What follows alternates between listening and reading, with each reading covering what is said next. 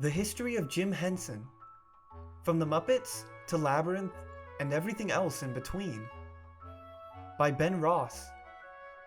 With how much popularity Jim Henson and his Muppets have in pop culture, let's take a look at some of Henson's greatest works, from Sam and Friends to Labyrinth. You get a lot of chicks now that, most rock stars have the groupies now that you're a big star? Does that... Being a puppet, it's sort of different. Jim Henson is a man who needs no introduction. He's a household name, famous for his intricate puppets and his creative genius. Throughout the late 20th century, he captivated people worldwide with fun characters and innovations in puppetry that could only be thought up by someone as gifted and ingenious as Henson himself. He brought smiles to millions of faces, and his work has forever left an impact on the world of entertainment as a whole. This is the way Kermit looks nowadays. Aha, there's Kermit. Hello there. Yeah. I've always been a huge fan of the Muppets ever since childhood. I remember putting Muppet movies on VHS on repeat, and the characters have always been a joy to watch. Reflecting on the work of Jim Henson is a fitting way to honor his legacy, so I'd like to take a look back at his works in the world of puppetry and the impact they have left. Henson was a busy man who was constantly working. For any Henson fanatics, you might know every show or movie on this list to a better degree than even I could describe. And I wanted to work in it, and I heard a television station there was looking for a puppeteer, so I made some puppets and got a job. There are also maybe others who have only heard of his two biggest contributions, The Muppet Show and Sesame Street. And to both of these groups, I tip my cap to you. Let's celebrate the legacy left by the late, great Jim Henson with a look back at 6 of his most prominent works. 1959, Sam and Friends. In 1955, Jim Henson was a freshman at the University in Maryland, College Park, as a studio arts major. Her name is Luna, she's a peach, but don't leave food within her reach, or babies, or nursemaids. With a love for puppetry since childhood, he switched his major over to home economics, where he could learn more about the art of making puppets. Looking to scratch his creative itch, he worked as a performer for WRC-TV, the local NBC-owned television station for Washington, D.C., where they showed interest in his work. They hired him and his partner, and later wife, Jane Nebel, to create a short 5-minute segment to air between the nightly news and The Tonight Show. What are you doing? Oh, I'm taking a course in visual thinking. It teaches you how to visualize your thoughts. Watch. Cue. See that? With this, he created Sam and Friends.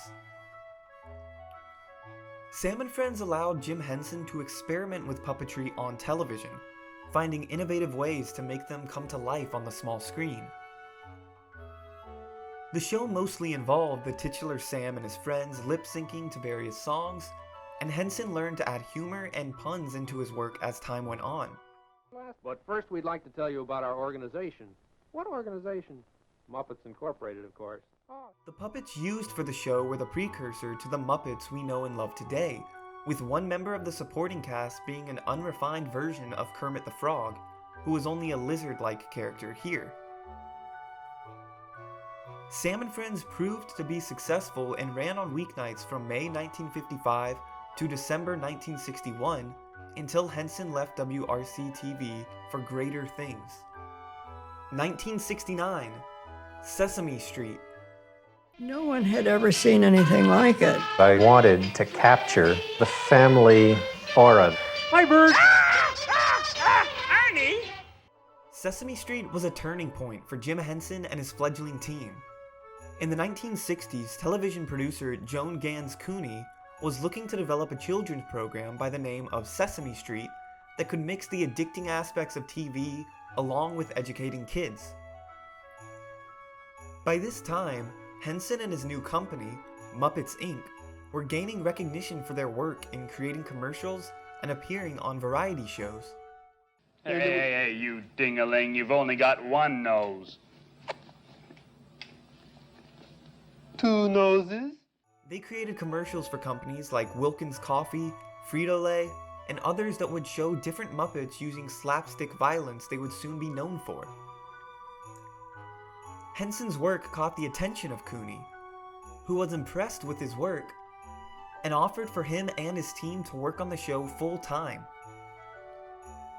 Henson, while hesitant to work on Sesame Street due to a feared perception of the Muppets being only children's entertainment, eventually agreed.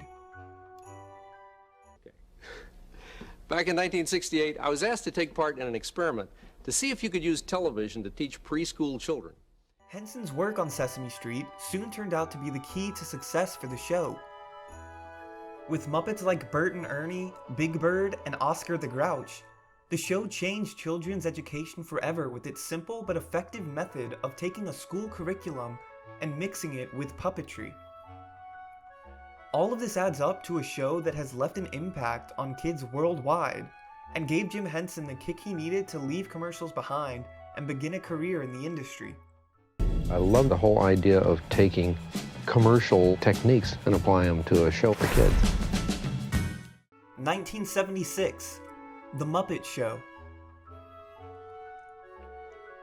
The most famous and acclaimed of his works, however, is The Muppet Show. After Sesame Street brought his Muppets wider recognition, it came with a downside. Now his Muppets were seen only as children's entertainment, something Henson was against.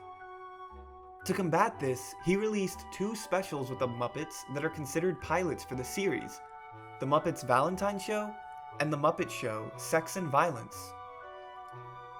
Neither of these were ordered to series. On the other hand, if you hadn't left the swamp, you'd be feeling pretty miserable anyhow. Yeah.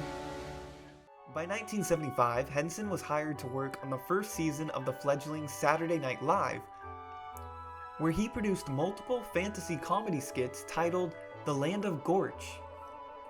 These proved to be unsuccessful, and the SNL staff was not fond of these skits, and they were eventually dropped.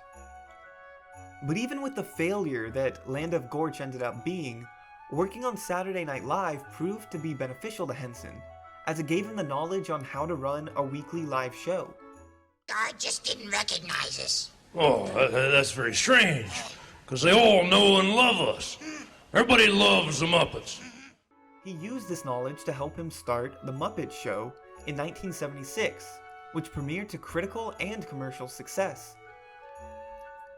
The Muppet Show was a musical variety show hosted by the one and only Kermit the Frog, who would struggle to keep in line the crazy antics of the other Muppets, as well as the celebrity guest stars each week. These two giants of the industry have fused their creative juices into one great explosion of brilliant television programming. This show popularized the Muppet characters we know today, as well as the Muppets' tradition of working with multiple guest stars. It solidified the brand as more than just children's entertainment, but for people of all ages. The Muppet Show ran for 5 seasons and 120 episodes until 1981, when Henson decided to move on to something else: movies. I was born in the swamp. My roots are there, and I just wanted you and my other friends to see it. But we don't have to go back to the swamp. 1982, The Dark Crystal. By 1978, the Muppets were a huge success. Everyone loved seeing Kermit, Miss Piggy, and the gang along with their hilarious brand of comedy. Henson decided to take them to the big screen, and he created The Muppet Movie, which was released to positive reviews in 1979. Still, Henson wanted more. He began thinking of new ideas, ones that were unrelated to the Muppets, and that's where The Dark Crystal was born. It seems to me that Gelfling has escaped, huh? The Dark Crystal was co-directed by Henson and his longtime friend and puppeteer, Frank Oz, and follows a group of elvish creatures called Gelflings as they try to fight back against the powerful Skeksis, bird-like monsters, by fixing a broken crystal. Henson was partially inspired by his own Land of Gorch skits and decided to take the concept of an alien world even further. It's time to make my move. A creatively ambitious idea, the Dark Crystal proved to be a financial success. While reviews at the time were mixed, the film has gained a more positive reception over time as people praise Henson and Oz's creativity and ambition in crafting this new world. 1983, Fraggle Rock. In 1983, Jim Henson released Fraggle Rock, a children's television show about different types of creatures, the Fraggles, the Doozers, and the Gorgs, and their interactions with one another. This is a card that I think some of us may find particularly interesting. That chance. The show was meant to focus on the differences between the creatures and how they are all beneficial to each other, an allegory for race in the real world. This allowed the show to deal with topics such as racial identity, social conflict, prejudice, and more in a way that's easy for kids to understand. But even so, Fraggle Rock never dumbed its message down or made its lessons extremely blatant. Rather, it would highlight how actions have consequences and the general difficulties of life.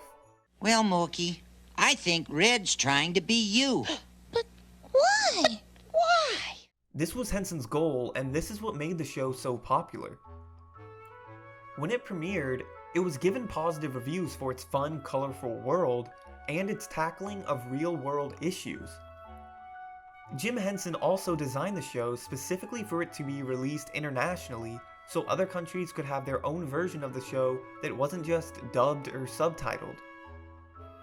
This allowed for kids from all over the world to see the same show in their own language, which allowed for a larger reach for the show and more children able to learn the lessons that Fraggle Rock was teaching them.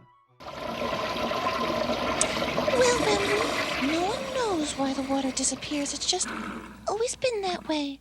The show ran for 5 seasons, until 1987, the same length of time as The Muppet Show. 1986, Labyrinth. One of Henson's most ambitious works was the 1986 musical fantasy film Labyrinth. Directed by the man himself and starring Jennifer Connelly and David Bowie, the film follows Sarah, Connelly, as she navigates a gigantic maze in order to find her baby stepbrother, who has been stolen by Jareth, Bowie, the king of the goblins. You like jewelry, don't you? Why? If you help me solve the labyrinth, I'll give you this.